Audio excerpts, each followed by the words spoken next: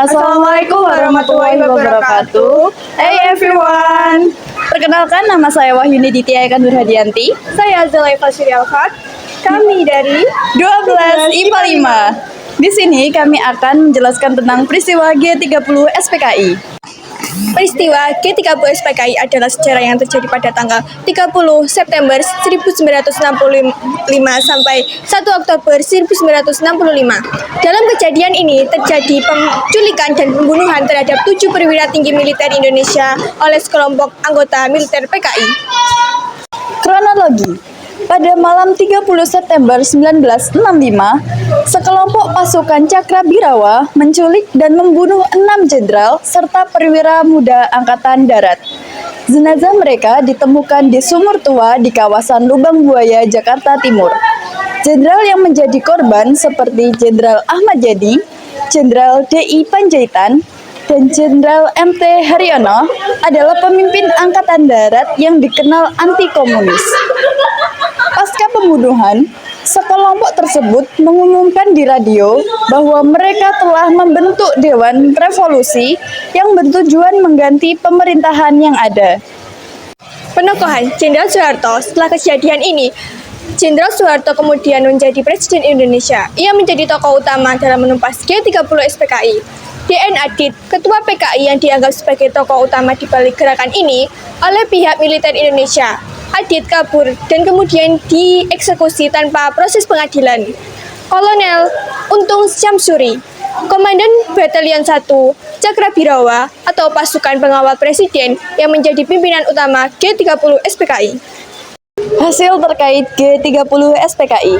Yang pertama, setelah peristiwa G30 SPKI, Soeharto memimpin operasi militer untuk menangkap dan menghabisi elemen-elemen yang dianggap pro-komunis.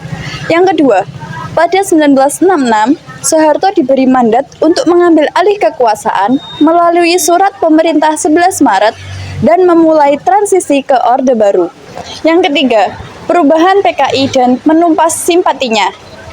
Setelah peristiwa ini, PKI dinyatakan sebagai organisasi terlarang.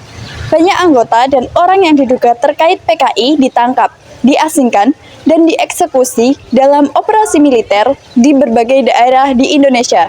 Yang keempat, awal dari Orde Baru.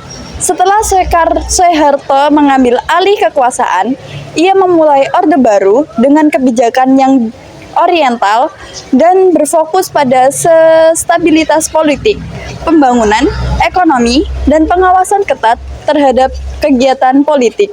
Dampak positif dari peristiwa G30 SPKI.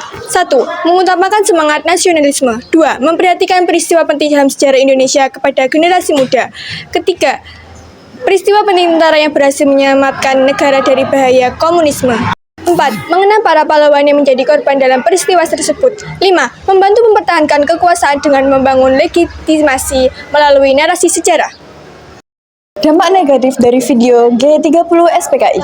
1. Penyebaran sejarah yang tidak netral dan berpotensi menyesatkan.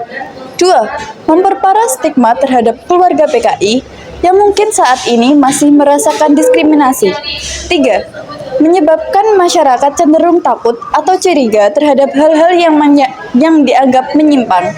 4. Menimbulkan trauma untuk keluarga korban. 5. Film ini tidak cocok ditonton anak-anak karena dalam film ini terdapat unsur kekerasan. Sekian dari kami. Maaf apabila ada salah kata. Wassalamualaikum warahmatullahi wabarakatuh. Thank you for watching.